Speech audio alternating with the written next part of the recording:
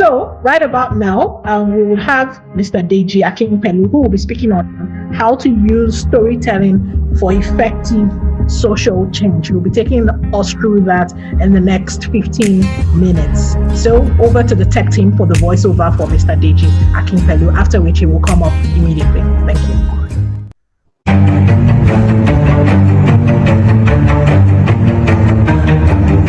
Deji Akinpelu, a native of Oyo State, born and raised in Lagos, Nigeria. An actor, documentary filmmaker, and photographer with an interest in urban development from the perspective of the urban poor.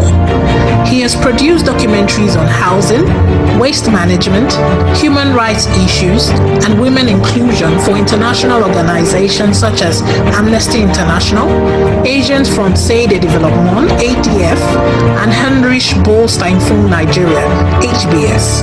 He is the producer and director of the documentary film Kelechi's Quest, a documentary that focuses on the challenges of affordable housing in the fast-growing city of Lagos.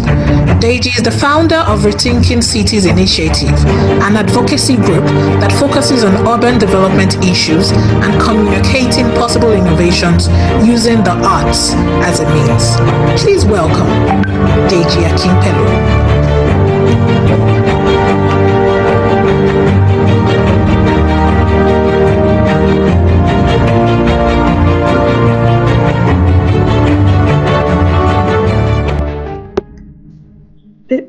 Hello, Mr. Akinpelu. Can you hear us?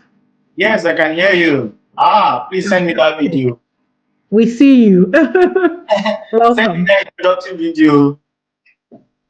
We should send you the video.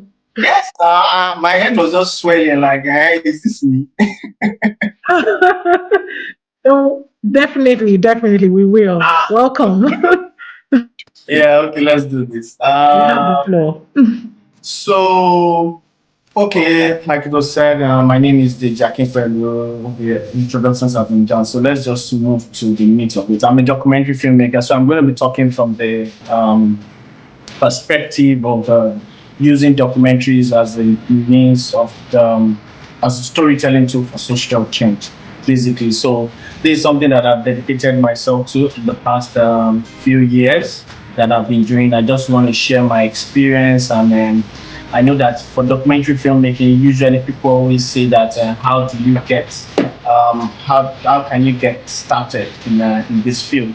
Well, first of all, basically, I would like to talk about the impact. I believe that documentary films have the ability to educate people, create awareness, and inspire change in our community. For me, I've always been about the whole idea of my person is to bring about change in the society that I live in. I grew up with someone who, my dad, who was a politician, and I got exposed to his desire. I could see it every day, how he had this strong desire to make a change in the society. People could come over to our house all the time and just say, hey, they needed one help or the other. I'm already jumping into my slides, what I want to talk about. Okay. But which is artist know your word, know thyself. I ran into when Pastor Ben was actually speaking. Somebody I respect so much. He's also my director on Tinsel.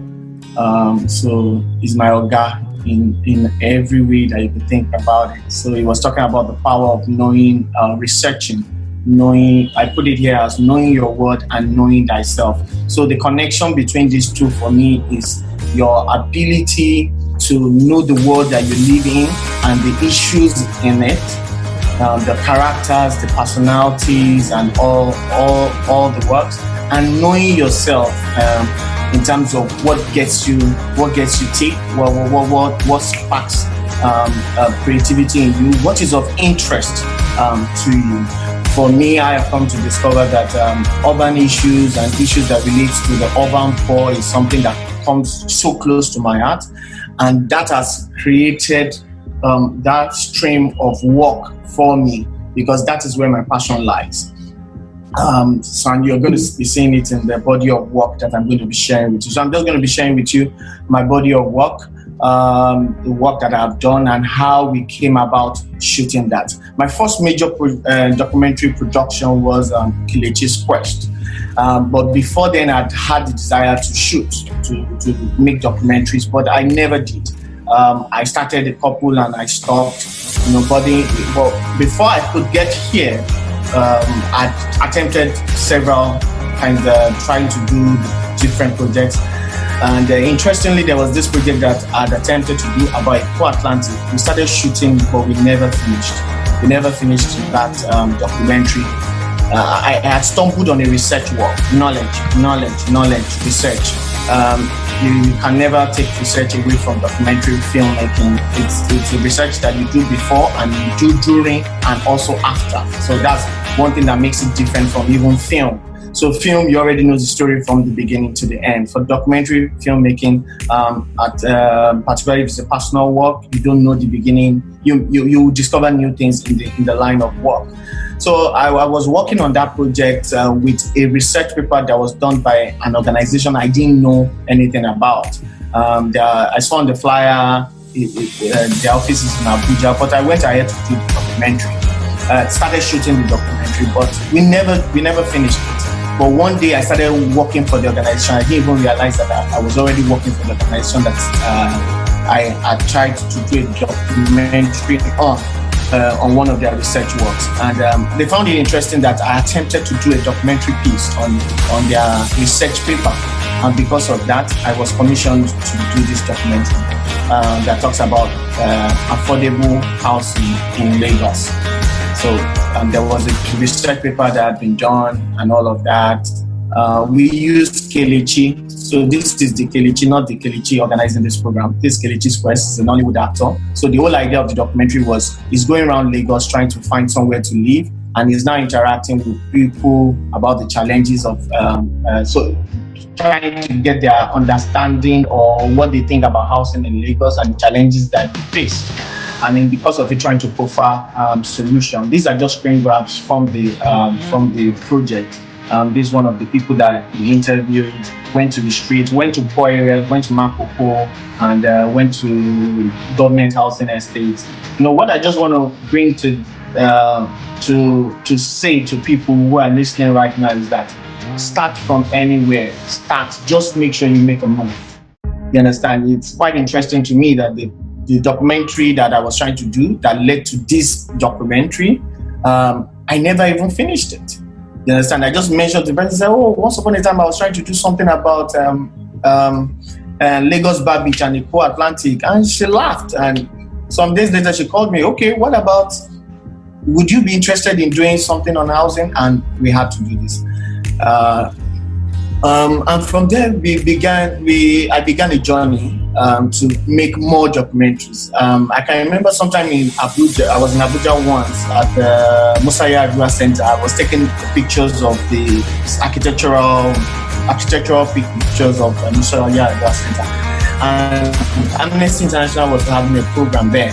And I said, I told them to give me a book, and the lady said, I can't give you a book and all of that. And I said to her, one day I'm going to do projects for Amnesty International. I said, just give me a book. She said, no, I can't give you, more or less like, who are you or something, And I said, one day I'm going to work for Amnesty International. Now, this is a project, I can't remember the exact title of this project, but this was a project that I got a call from Amnesty International that Deji, we want you to do a documentary for us about people that were forcefully evicted from Otodogbami. Now, big call, great client, but it didn't happen that way. It didn't just happen simply that they just saw my name. So when the people of Otodogbami were forcefully evicted, that was like 3 years ago, I got a call from a friend who said that I should please go and fly drones, that some people have been forcefully evicted from their homes and all of that, can I fly a drone over? And I went there. The person paid me 20,000 naira. But I went to that location 3 different times. It's of no value of what I use in flying drones at all. But all the pictures that I took then, I quickly turned it over and I sent them to Amnesty International. And they were very excited. They were like, wow, who took these pictures? I said, I did.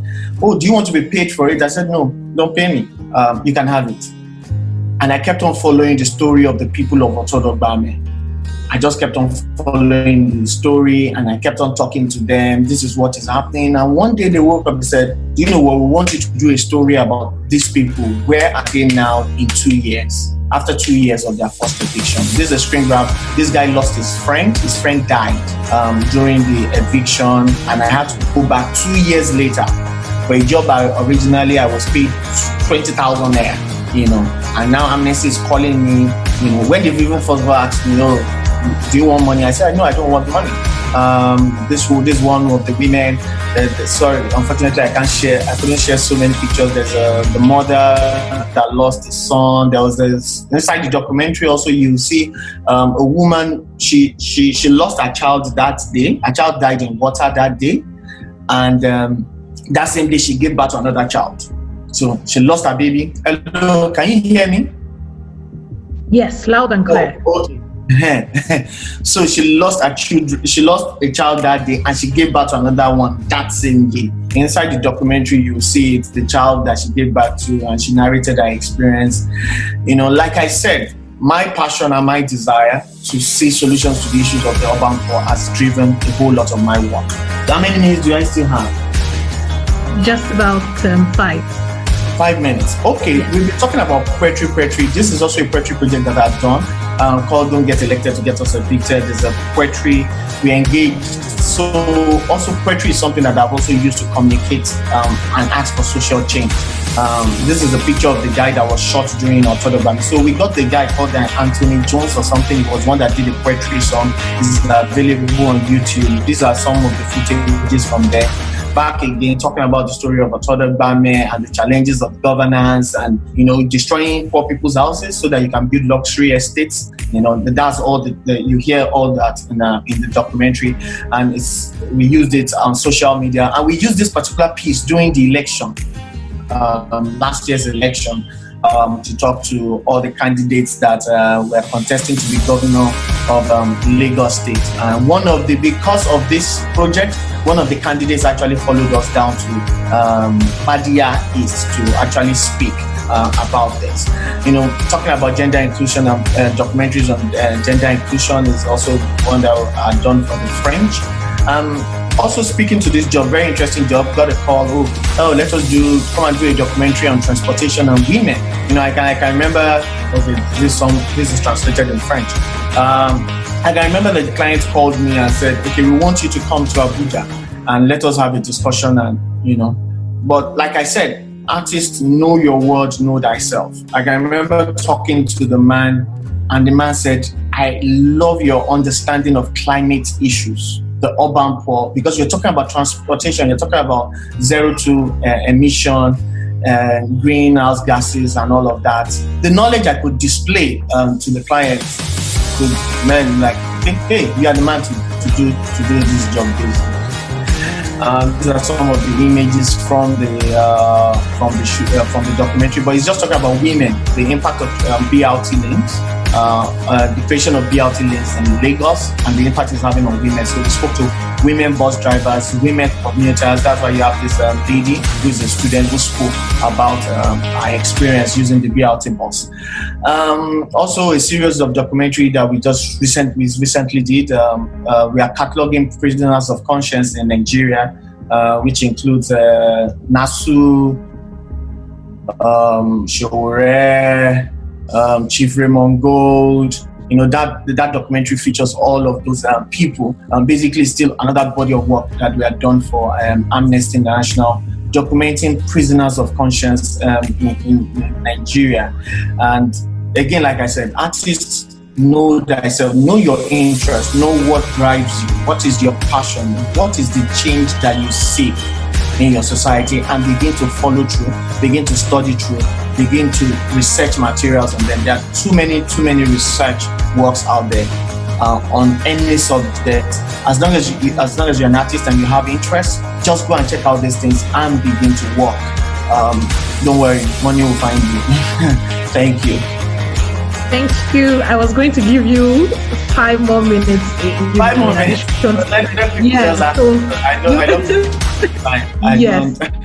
I think I already sent you a chat, but I can imagine that you won't have seen that. So if you still have to touch on a few areas, that's you can still have the floor for another 5 minutes. Oh, okay. So, I trimmed down a whole lot of the stuff to fit into the time that I was given. But basically, what I'll just like to encourage people here, because I think for this last bit, it's not me sharing anything technical. There's some technical issues to all this. So how do you do camera works? How do you do sound? How do you do this? Those are technical issues, but I'm not really speaking to that. But what I'm trying to speak to more is how can you find your fit? This is my own. I should have put up a disclaimer. This is not me saying this is the only way for you to. This is one way for you to. Is the only way. This is just one way. There are several ways. I believe there's a documentary filmmaker we're speaking tomorrow. But this has been my own experience. Get started. If I never attempted my first documentary project, probably I wouldn't be doing this much of that I'm doing presently. There are several works that we have done. From here as an artist.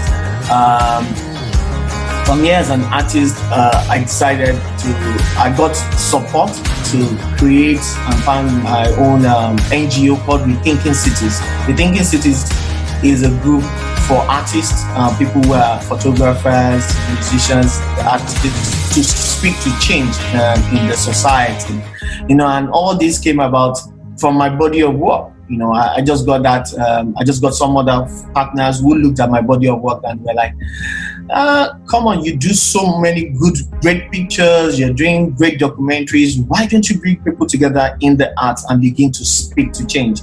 And from there, we've done several info commercials on waste management, on riding bicycles in the city of Lagos. We've done things on housing, several info commercials and advocacy. So for me as an artist, I've also migrated not just from the arts, but also running an organization that is using arts to make a change. So the opportunities as artists is limitless.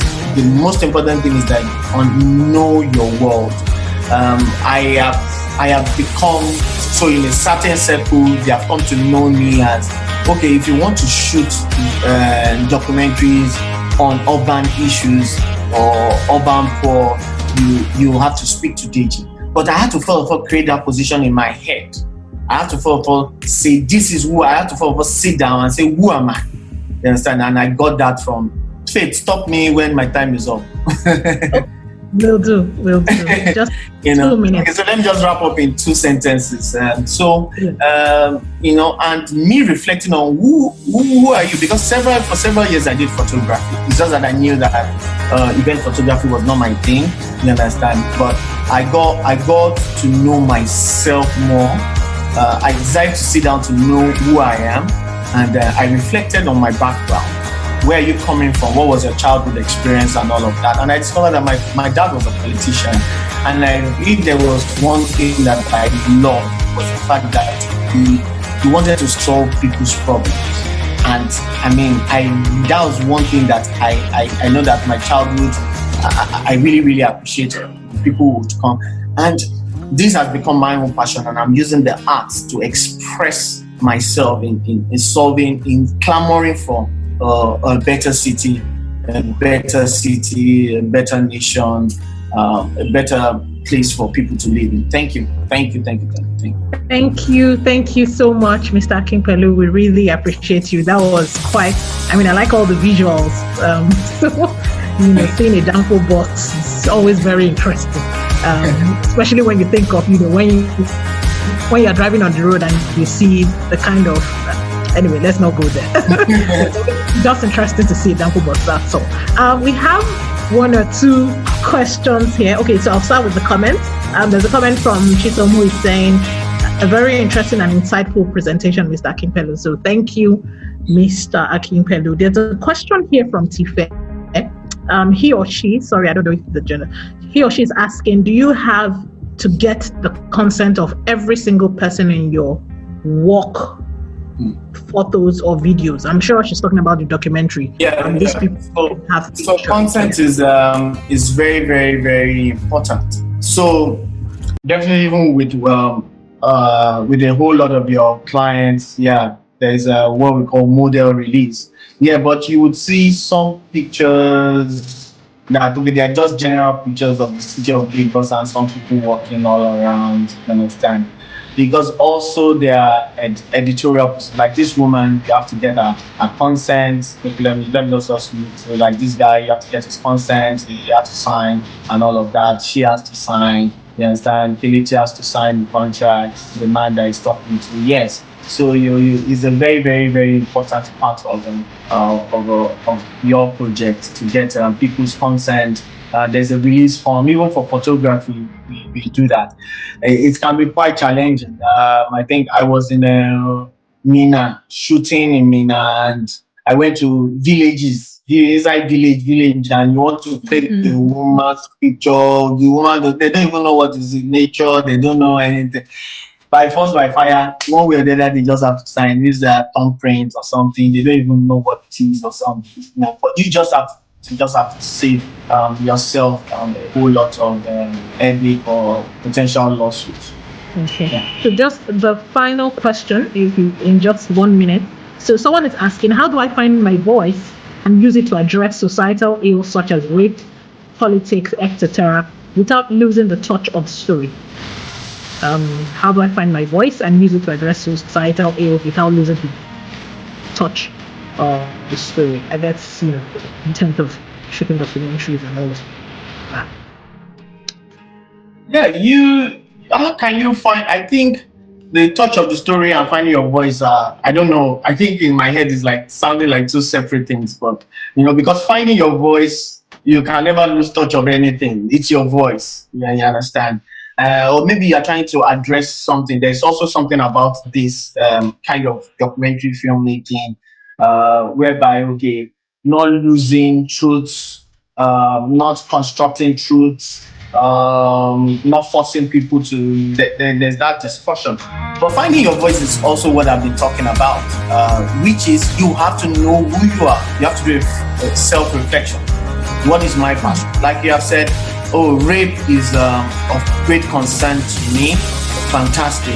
Why? Well, why? We have to go deeper, and at some point in my career, I got to know about what is called the artist statement, and I don't have my artist statement here, but it's like a one-pager that talks about I had to sit down and write it. I said, who am I as an artist? I think you have to answer that question before you embark on anything. Who are you as an artist? Write your artist statement. You can Google it, how to write artist statement. Reflect, understand yourself. It begins to shape who you are. So you are not here and there. There are some things that you will not find me do. You may not find, I may go further in my artistic work to do something on architecture, but architectural Lagos is not something that you probably see me do. You understand? Yeah. Documentary filmmaking about Lagos weddings is not probably something you find me do. But if you talk, what you probably find me do by my artist statement or by my voice is weddings in 4 communities of Lagos. You understand? Yeah. On my artist statement now, who I am as an artist, what will be of interest to me is doing a documentary, for instance, on festivals, parties in poor neighborhoods of the city. You understand? Because of who I am as an artist and what I'm focused on right now, you will not see me do a documentary on luxury weddings in Lagos. You understand? It is not who I am. It is not my voice. Immediately you find your voice, your passion and all of that, begin to pursue it. You understand?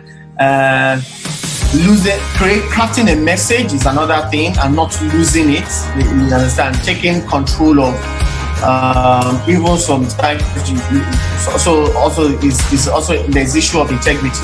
So sometimes you're starting a project and you're starting a documentary work and you discover a new thing. It is no longer in consonance with what you wanted to set out to do. What do you do at that point? You understand? Do you allow it to fly? Do you allow the project to have its own life? I'm not too sure I've answered the person 100%, but the person can contact me and Exactly. make a talk. Exactly. Nicely put. Thank you very much. Just a final comment. Someone, Sazi Yekowa, is saying, nice perspective. I love the research thing before, during, and after. Keep it up, Deji. So thank you very much, Mr. Akinpelu. It's been a pleasure having you, and your session has been quite impactful. Thank you to the long shot team for the opportunity. I didn't say that. We wish we had more time for you, because I don't take it for granted. Thank you so much. I really appreciate this opportunity. And please send me my video. I want my head to sweat. Bye-bye. Oh, yes, we will. we will, definitely. Thank you very much. My name is Faith Orise Afam, and I was your host for today. I'm looking forward to seeing you tomorrow. Please have a good evening.